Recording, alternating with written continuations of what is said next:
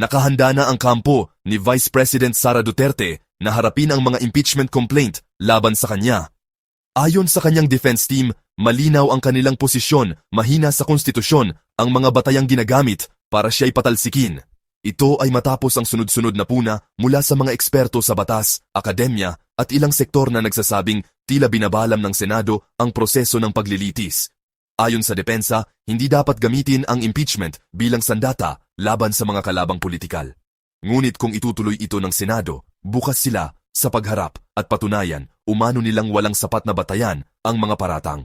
Samantala, inilipat ang pagtalakay sa kaso mula Hunyo 2 patungong Hunyo 11, ang huling araw ng sesyon ng 19th Congress.